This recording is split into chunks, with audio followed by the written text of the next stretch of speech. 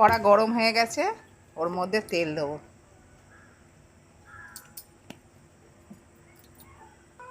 তেল গরম হয়ে গেছে, ঝিঙেগুলোকে একটু ছোট ছোট করে কেটে রেখেছি। এই যে এগুলোকে একটু ভেজে নেবো হলুদ দিয়ে, শুধু শুধু হলুদ দিয়ে ভেজে নেব।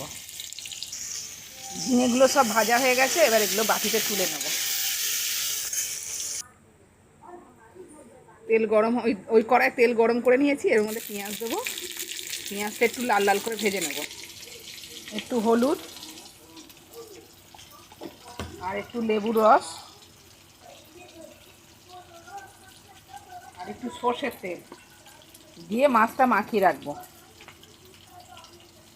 পেঁয়াজটা ভাজা হয়ে গেছে, এই সরু সরু করে আলু কেটে রেখেছি, ওটাও একটু ভেজে নেবো হালকা করে।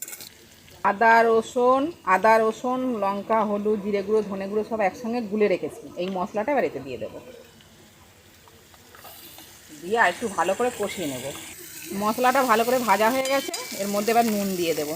এই যে পরিমাণ মতো নুন, আর সেই ঝিঙে ভাজাটা দিয়ে দেবো, দিয়ে আর একবার ভালো করে নেড়ে নেব। সব ভালো করে মাখানো হয়ে গেছে।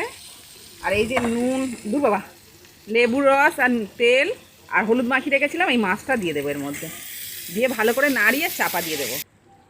হয়ে গেছে লোটে মাছ দিয়ে ঝিঙে দিয়ে তরকারি। কেমন হয়েছে জানাবেন বন্ধুরা, আর চ্যানেলটাকে সাবস্ক্রাইব করে দেবেন।